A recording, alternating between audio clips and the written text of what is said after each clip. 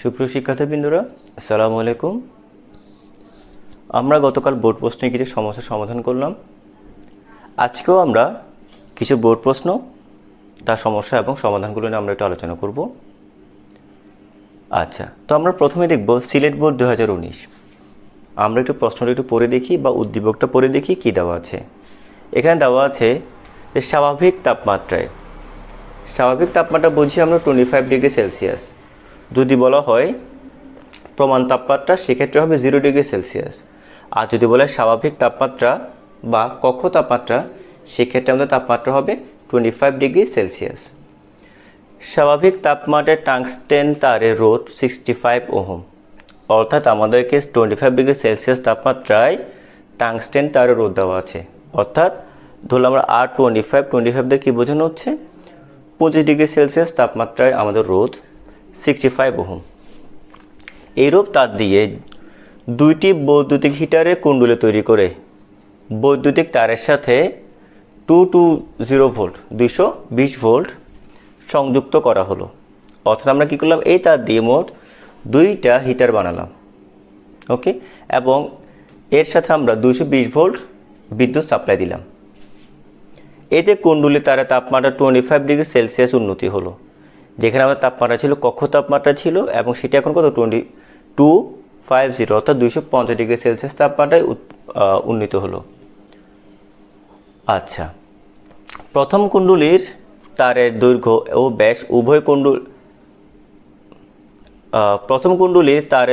ব্যাস উভয়ই দ্বিতীয় কুণ্ডলীর দ্বিগুণ। অর্থাৎ প্রথম কুণ্ডলীর দৈর্ঘ্য দ্বিতীয় কুণ্ডলীর দৈর্ঘ্যের দ্বিগুণ, প্রথম কুণ্ডলীর ব্যাস দ্বিতীয় কুণ্ডলীর ব্যাসের দ্বিগুণ। টাংস্টেন তার উষ্ণতা সহগ দেওয়া আছে, অর্থাৎ আলফা 4.5 10⁻³ পার ডিগ্রি সেলসিয়াস। আচ্ছা, তাহলে এখন এখানে আমরা কী বের করতে পারবো? আমাদেরকে বের করতে হবে যে 250 ডিগ্রি সেলসিয়াস তাপমাত্রায় তারের রোধ কত। আমরা R25 জানি, দ্যাট মিনস 25 ডিগ্রি সেলসিয়াস তাপমাত্রায় আমরা রোধের মান জানি, আমরা উষ্ণতা সহগ আলফার মান জানি। আমাদের বের করতে হবে R250 অর্থাৎ 250 ডিগ্রি সেলসিয়াস তাপমাত্রা রোধ বের করতে হবে।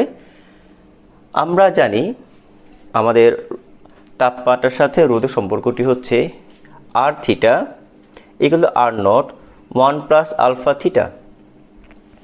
আর থিটা হচ্ছে আমাদের 3 ডিগ্রি সেলসিয়াস তাপমাত্রায়, আর নট হচ্ছে 0 ডিগ্রি সেলসিয়াস তাপমাত্রায়, আলফা হচ্ছে উষ্ণতা সহগ, আর থিটা হচ্ছে কি তাপমাত্রা। তো আমাদের এখানের মধ্যে কোথাও কি আমাদের আর নটের মান দেওয়া নেই।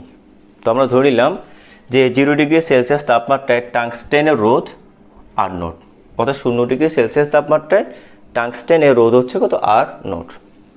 তাহলে আমরা লিখতে পারবো যে R25 অর্থাৎ 25 ডিগ্রি সেলসিয়াস তাপমাত্রায় রোধ আর নট 1 প্লাস 25 আলফা, এবং R250 অর্থাৎ 250 ডিগ্রি সেলসিয়াস তাপমাত্রায় রোধ equal to R naught 1 plus 250 alpha. সমীকরণ নাম্বার 1 দিলাম।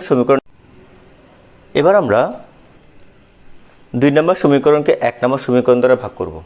তাহলে আমরা পাবো R250 divided by R25 equal to R naught 1 plus 250 alpha divided by R naught 1 plus 25 alpha.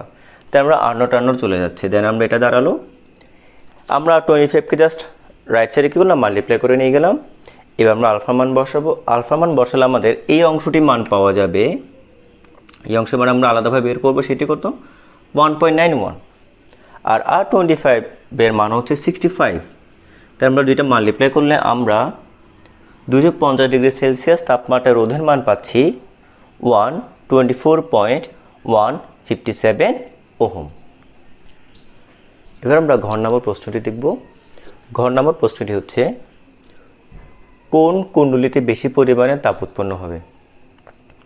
আমরা এখানে দুইটা কুণ্ডলীর কথা বলেছিলাম, যেখানের মধ্যে আমাদের 220 ভোল্ট আমাদের কি করা হচ্ছিল, বিভব পার্থক্য অ্যাপ্লাই করা হচ্ছিল, অথবা আমাদের ইএমএফ যেটা বলি, অথবা সাপ্লাই ভোল্টেজ অ্যাপ্লাই করা হচ্ছিল 220 ভোল্ট। এবং আরেকটা কথা বলে দেওয়া ছিল, এখানে প্রথম কুণ্ডলীর তারের দৈর্ঘ্য ও ব্যাস উভয়ই দ্বিতীয় কুণ্ডলীর দ্বিগুণ। অর্থাৎ প্রথম কুণ্ডলীর দৈর্ঘ্য দ্বিতীয় কুণ্ডলীর দৈর্ঘ্যের দ্বিগুণ, প্রথম কুণ্ডলীর ব্যাস দ্বিতীয় কুণ্ডলীর ব্যাসের দ্বিগুণ। তাহলে আমরা যদি বলি যে ধরি দ্বিতীয় কুণ্ডলীর তারের দৈর্ঘ্য L2 equal to small l, তাহলে আমাদের লিখতে পারবো সুতরাং প্রথম কুণ্ডলীর তারের দৈর্ঘ্য L1 equal to twice l, যেহেতু 2 টাইমস। ব্যাস যদি দ্বিগুণ হয় তাহলে ব্যাসার্ধ কত গুণ হবে? দ্বিগুণ হবে, তাই না? তাহলে আমরা বলবো যে দ্বিতীয় কুণ্ডলীর তারের ব্যাসার্ধ R2 যদি R হয়, তাহলে প্রথম কুণ্ডলীর তারের ব্যাসার্ধ R1 ইকুয়াল টু কত হবে? টুয়াইস r হবে। আমরা করতে পারছি এটা আমরা পাচ্ছি এই লাইনটি থেকে। ওকে, আচ্ছা, এবার আমরা জানি উৎপন্ন তাপের সাথে রোধের সম্পর্ক আছে। তাহলে আমরা এই দুই তারের রোধের মধ্যে তুলনামূলক একটা আলোচনা আমরা এখানে বের করে নিই, তারপর আমরা সামনের দিকে অ্যাপ্রোচ করব। তো আমরা জানি রোধ R equal to rho L divided by A. L হচ্ছে আমাদের দৈর্ঘ্য আর এ হচ্ছে আমাদের কি? প্রস্থচ্ছেদের ক্ষেত্রফল। তাহলে প্রথম তারের রোধ R1 হবে রো L1 বাই A1। আমরা রো মান হচ্ছে কি? আপেক্ষিক রোধ। L1 মান হচ্ছে টুয়াইস l, এবং আমাদের এর আমাদের প্রস্থচ্ছেদ ক্ষেত্রফলের ক্ষেত্রফল সূত্রটা হচ্ছে কি?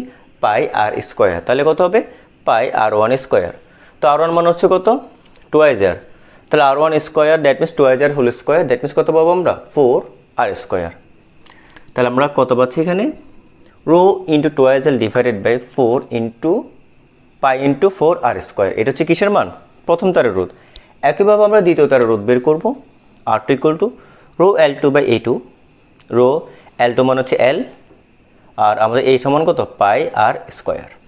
ওকে, আচ্ছা, এবার আমরা একটা কাজ করব। সমীকরণ নম্বর 1 নংকে 2 নং দ্বারা আমরা কী করতে ভাগ করে দিব। তাহলে সুবিধাটা কোথায়? যেমন আমরা L এর মান জানি না, আমরা রো এর মান জানি না, ওগুলো কী হয়ে যায়? ওগুলো কাটাকাটি হয়ে যায়। তো আমরা ভাগ করলাম 1 নংকে 2 নং দ্বারা ভাগ করে R1 by R2, rho into twice l divided by pi into 4r square. আচ্ছা, divided by rho L divided by pi R square. এবার আমরা যখন মাল্টিপ্লাই করব তখন কী হয়েছে? আমাদের এটা ইন্টারচেঞ্জ হয়ে যায়, ইনভার্ট হয়ে যায়। তো সেক্ষেত্রে দেখা যাচ্ছে আমাদের এল কাটারে চলে যাচ্ছে, রো কাটারে চলে যাচ্ছে, পাই চলে যাচ্ছে, আর স্কোয়ার চলে যাচ্ছে। তাহলে কত থাকলো? 2/4। তো 2 দুগুণা 4। তাহলে আমরা কত পাচ্ছি? R1 by R2 equal two কত? 1/2। তাহলে আমরা লিখতে পারবো বজ্র গুণন করে দিলে কী পাবো? R2 ইন্টু 1, R1 ইন্টু কত? 2। দ্যাট মিনস কত পাচ্ছি? R2 ইকুয়াল টু কত? 2R1। অর্থাৎ আমরা দেখতে পাচ্ছি যে দ্বিতীয় তারের রোধ প্রথম তারের রোধের দ্বিগুণ, অর্থাৎ দ্বিতীয় তারের রোধ বেশি, প্রথম তারের রোধ হচ্ছে কি? কম। এবার আমরা বের করবো যেটি, যে আমরা জানি টি সম উৎপন্ন তাপ H equal to V square by R into T. V এর ভ্যালু কত? 220 ভোল্ট। এটা তো আমাদের প্রথম তারের জন্য ভি এর মান 220, দ্বিতীয় তারের জন্য ভি এর মান কত? 220। এক কাজ করে আমরা মানটা আপাতত বসাবো না, দেখা যাক পরবর্তীতে কী বের হয়। তাহলে আমরা বলতে পারবো যে সুতরাং টি সময়ে প্রথম তারের উৎপন্ন তাপ H1 equal to V square by R into T. আমরা আর জায়গায় R1 বসাবো। এবং টি সময়ে দ্বিতীয় তার উৎপন্ন তাপ H2 equal to V square by R2 into টি।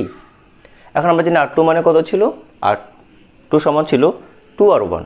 তার আমরা লিখতে পারবো V square divided by 2R1 into T. এবার H1 বড় নাকি H2 বড়, আমরা সেটা কীভাবে বের করবো? আমরা এক কাজ করে আমরা কি ভাগ করে দেব। কীভাবে? আমরা ধরলাম যে 4 নংকে আমরা 5 নং দ্বারা ভাগ করে দিলাম, ভাগ করে তখন আমরা কি পাবো? H1 by H2 equal to V square by R into T into কত পাবো আমরা? 2R1 divided by V square into T. কারণ আমাদের ভাগ করলে কী হয়ে যায়? উল্টে যায়, তাই না? তাহলে আমরা পাবো R1 চলে যাচ্ছে, ওকে, V স্কোয়ার চলে যাচ্ছে, টি চলে যাচ্ছে। তাহলে কত থাকলো? Equal to 2। তাহলে আমরা পাচ্ছি এখন যে সুতরাং H1 by H2 equals to 2। তাহলে সুতরাং আমরা দেখতে পাচ্ছি যে H1 ইজ গ্রেটার দেন কত? H2। তার মানে আমরা বলতে পারবো যে প্রথম তারের মধ্যে বেশি তাপ উৎপন্ন হচ্ছে দ্বিতীয় তারের তুলনায়। এবার আমরা সমাধান করব সিলেট বোর্ড 2017। তো আমরা এখানে একটা সার্কিট দেখতে পাচ্ছি যেখানে আমাদের তড়িৎ চলার শক্তির মান হচ্ছে 26 ভোল্ট। আমাদের এখানে 270 ওহম, এটা 1 কিলো ওহম, এটি হচ্ছে 20 কে, 2 কিলো ওহম, 3 কিলো ওহম, এটা হচ্ছে কত 1 কিলো ওহম। তো আমরা কিলো ওহম থেকে ওহমে কীভাবে যাব, 1000 দ্বারা গুণ করলে আমরা কিলো ওহম থেকে ওহমে চলে যাব। তো আমরা দেখতে পাচ্ছি এ বিন্দু আর বি দুইটা বিন্দু।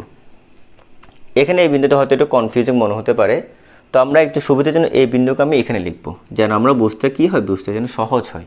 কারণ যেহেতু এখানে কোনো রোধ নেই, তার মানে এই বিন্দু, এই পয়েন্ট, এই পয়েন্ট, এই পয়েন্ট, এই পয়েন্ট, এই পয়েন্ট, যেখানে লিখে না কেন এটি হচ্ছে আমাদের কি এ বিন্দু। এবার আমাদের চাচ্ছে গ নম্বরে এ ও বি বিন্দুর বিভব পার্থক্য নির্ণয় করো।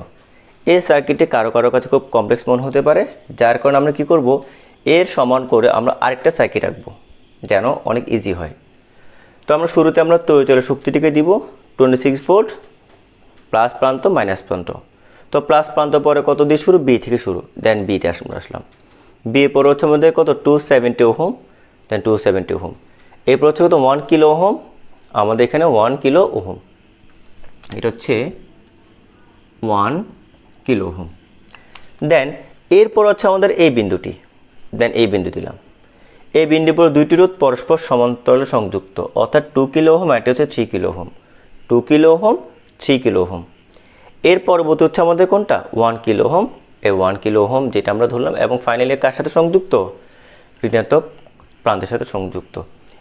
এই জন্য সবসময় খেয়াল করবেন, যখন কোন আপনার কমপ্লেক্স সার্কিট পাবেন, চেষ্টা করবেন এটাকে কী করার জন্য, আস্তে আস্তে করে সহজ একটা সার্কিটের মধ্যে নিয়ে যাওয়ার জন্য। এই জন্য ওইটা হচ্ছে কি, আপনি শুরু করবেন প্লাস থেকে শুরু করবেন, দেন আস্তে আস্তে যাবেন, আপনি সামনে থেকে আগাবেন, দেখবেন আস্তে আস্তে কী হবে, এই ধরনের একটা সার্কিট খুব সহজেই খুব ফর্ম হয়ে যাবে। এখন আমাদের টার্গেট হচ্ছে এ ও বি বিন্দু বিভব নির্ণয় করব। এই বিন্দু আর বি বিন্দু তো খুব ভালো করে আমরা এটাই জানি। প্রথম আমরা কী বের করব, প্রথমে আমরা তুল্যরোধ বের করব, তারপর আমরা মোট তড়িৎ প্রবাহ বের করব, এরপর আমরা কী বের করব, বিভব বের করব। তো আমরা দেখতে পাচ্ছি তুল্যরোধের ক্ষেত্রে প্রথমে আমরা ধরলাম, নামকরণ করলাম, এটা হচ্ছে R1 রোধ, এটা R2 রোধ, এটা R3, এটা R4, এটা ধরলাম কত R5 রোধ। এখন আমরা দেখতে পাচ্ছি R3 এবং R4 পরস্পর সমান্তরালে সংযুক্ত, তাহলে আমরা পাবো 1/RP 1/2 প্লাস 1/3, তারপর কত বলছে 5/6 কিলো ওহম। সুতরাং RP ইকুয়াল কত 6/5 কিলো ওহম। তো কিলো ওহম মানে হচ্ছে কত 1000, তো আমরা 1000 মাল্টিপ্লাই করে কত পাচ্ছি 1200 ওহম পাচ্ছি। দেন এই অংশটি এ R5, R2, R1 সবাই কীভাবে সংযুক্ত, শ্রেণীতে সংযুক্ত। দেন আমরা সবগুলো যোগ করলাম, 270 ওহম, 1 কিলো ওহম মানে হচ্ছে কত 1000 ওহম, দেন এটার ভ্যালু হচ্ছে কত 1200 ওহম, প্লাস কত 1000, 1 কিলো মানে হচ্ছে কত 1000 ওহম। দেন ফাইনালি আমরা তুল্যরোধের মান পাচ্ছি কত 3470 ওহম। তাহলে আমরা এখান থেকে কী বের করতে, মোট প্রবাহ বের করতে পারবো, I ইকুয়াল কত E divided by RT equal 26, এর মান 26, আমাদের RT এর মান হচ্ছে 370, অর্থাৎ এখানে কত পাচ্ছি 0.007 এম্পিয়ার। তাহলে এখন আমাদের বিভব বের করতে চাই, সেক্ষেত্রে আমরা কী বের করতে পারবো, এ আর বি বিন্দু বিভব, তাই না, অর্থাৎ এই অংশটি বিভব, এই অংশ বিভব আমাকে বের করতে হবে, তাই না। তো আমি এই অংশটি মোট প্রবাহ আমি জানি, আমি এখান থেকে আই বের হয়ে এখান দিয়ে প্রবাহিত হচ্ছে, ওকে। তার মানে তড়িৎ প্রবাহের মান জানি। এই অংশের মধ্যে রোধ কয়টা, দুইটা, একটা হচ্ছে 1 কিলো, একটা হচ্ছে কত 270 ওহম। তাহলে আমরা লিখতে পারবো, সুতরাং এ ও বি বিন্দুর বিভব পার্থক্য ধরলাম সেটা V equal to I into R, okay. আয়ের মান কত 0.007, আর মান কত R1 এবং R2 পরস্পর শ্রেণীতে সংযুক্ত না, দেন আমরা দুইটা কী করে দেবো, যোগ করে দেব R1 প্লাস R2, অর্থাৎ আমরা পাচ্ছি 0.007 ইন্টু R1 এর ভ্যালু হচ্ছে কত 1K, এটা হচ্ছে 270 ওহম, দেন আমরা কত পাবো 1270 ওহম। দেন আমরা যখন মাল্টিপ্লাই করবো এটিকে, তখন আমরা ভি এর মানটা পেয়ে যাচ্ছি, অর্থাৎ আমরা পাচ্ছি 1270 ইন্টু 0.007, দ্যাট মিন্স 8.89 ভোল্ট। তাহলে আমরা এভাবে এ এবং বি বিন্দুর মধ্যকার বিভব পার্থক্য আমরা বের করতে পারবো। তাহলে আমি একটু আরেকবার রিভিউ করে পুরো প্রসেসটা। প্রথমে আমি এই কমপ্লেক্স সার্কিটকে সহজ একটা সার্কিটে রূপান্তর করে নিব। দেন আমরা তুল্যরোধ বের করব, দেন আমরা মোট প্রবাহ বের করব, দেন ওখান থেকে আমরা কী বের করতে পারবো, এ এবং বি বিন্দুর বিভব পার্থক্য আমরা বের করে নেব। এবার আমরা ঘ নম্বরটা দেখি। ঘ নম্বরটা হচ্ছে বর্তনী এ ও বি বিন্দুর মধ্যে একটি রোধবিহীন তার লাগালে, খেয়াল করি রোধবিহীন তার লাগালে তড়িৎ প্রবাহ কত হবে। অর্থাৎ আমরা যখন কী করব, এ আর বিকে এভাবে কানেক্ট করব তার দ্বারা, তখন আমাদের তড়িৎ প্রবাহের মান কী হবে। তাহলে অবশ্যই এখানের মধ্যে আমাদের একটা পরিবর্তন হবে। সেই পরিবর্তন হচ্ছে কি, এইভাবে রোধবিহীন তার লাগানোর মানে হচ্ছে এটাকে শর্ট করে দেওয়া, শর্ট সার্কিটেড করে দেওয়া। আমি এবার বলছি, এটাকে এর মানে হচ্ছে কি, শর্ট সার্কিট করে দেওয়া। এর মানেটা কি, এর মানে হচ্ছে আমার থেকে যে আই প্রবাহ উৎপন্ন হবে, এখান থেকে আই প্রবাহ বিতে এসে, যেহেতু এই দিকে কোনো রোধের মান নেই বাট এখানে রোধ আছে, তার মানে আইটা আমার সরাসরি এদিক দিয়ে প্রবাহিত হবে। আয়ের কোনো অংশ এই অংশ বা এই অংশ দিয়ে প্রবাহিত হবে না। কারণ কি, রোধবিহীন মানে হচ্ছে শূন্য রোধ, যেহেতু কোনো রোধ নেই এখানে, সেহেতু সম্পূর্ণ কারেন্ট আমাদের বি থেকে এ দিকে চলে আসবে। অর্থাৎ আমরা বলতে পারবো লিটারেলি, এই অংশটা আমাদের সার্কিট থেকে কী হয়ে যাচ্ছে, সার্কিট থেকে বাদ হয়ে যাচ্ছে। কারণ কি, যেহেতু এদিক দিয়ে তড়িৎ প্রবাহিত হচ্ছে না, তাহলে আমরা ধরে নিলাম কি, এই অংশটি সার্কিট থেকে বাদ হয়ে গেল। তাহলে আমরা সার্কিটটা কেমন দাঁড়াবে, সার্কিটটা আমাদের এমন দাঁড়াবে। তাহলে আমরা কি করব, তুল্যরোধ বের করব। প্রথমে তুল্যরোধ জিনিসটা হচ্ছে কীভাবে দেখি আমরা, এরপরে বি রোধ নেই 2 আর 3 কীভাবে কানেক্টেড, প্যারালালি, যেটা আমরা গতে বের করেছিলাম। সেক্ষেত্রে আমাদের আরপি এর মান হচ্ছে কত, 1200 ওহম, এবং এর সাথে আমাদের 1K হচ্ছে কীভাবে কানেক্টেড, শ্রেণীতে কানেক্টেড। তো আমরা টোটাল রোধ পাবো 1200 প্লাস 1000 অর্থাৎ 2200 ওহম। তার মানে তড়িৎ প্রবাহ খুব সহজে বের করতে পারবো, I/E/RT 26/2200 ইকুয়াল টু 0.01 এম্পিয়ার। তাহলে এই অংশটা আমি আরেকবার একটু বলে আপনাদের জন্য, যখন আমরা এখানে একটা রোধ ছিল, আমাদের এখানে একটা রোধ ছিল, যখন দেখা যাবে আমাদের কোনো রোধবিহীন তার দ্বারা কোনো অংশ যখন আমরা সংযুক্ত করব, একে বলা হয় শর্ট সার্কিট করে দেওয়া। এর ফলে কি হবে, যেহেতু এটি রোধবিহীন তার মানে সম্পূর্ণ কারেন্ট আমাদের এই দিক দিয়ে প্রবাহিত হয়ে যাবে। এই রোধের মধ্যে দিয়ে কোনো ধরনের তড়িৎ প্রবাহিত হচ্ছে না, তার মানে আমরা বলতে পারি যে তড়িৎ প্রবাহিত হচ্ছে না এই রোধগুলো দিয়ে, তাহলে আমরা এই রোধগুলোকে সার্কিট থেকে আমরা কি করতে পারবো, আমরা আপাতত ধরে নিলাম যে এই রোধগুলো এই অবস্থায় সার্কিটের অন্তর্ভুক্ত না। কারণ কি, যেহেতু কোনো রোধ প্রবাহিত হচ্ছে না, ওটা ইউজলেস, বাদ দিয়ে দিলাম আমরা। দেন ফাইনালি আমরা কী বের করতে পারবো, ঠিক এভাবে আমরা তড়িৎ প্রবাহ বের করতে পারি। এবং এই সংযুক্ত করে দেওয়াটাকে কি বলা হয়, শর্ট সার্কিট বলা হয়। ধন্যবাদ সবাইকে। আপনার প্রায় আমরা অনেকগুলো বোর্ড প্রশ্নের সমাধান করলাম, আর 2 বা 3টি আমি আপনাদেরকে হোমওয়ার্ক হিসেবে দেব। তাহলে আমরা মোটামুটিভাবে এই চ্যাপ্টার সম্পর্কিত প্রায় অনেকগুলো বোর্ড কোর্স সমাধান করলাম, টপিকগুলো ভালো করে পড়লাম। অলমোস্ট আমরা প্রিপেয়ার হয়ে যাচ্ছি কিসের জন্য, এই চ্যাপ্টার থেকে পরীক্ষাতে অ্যান্সার করার জন্য। সকলকে অসংখ্য ধন্যবাদ।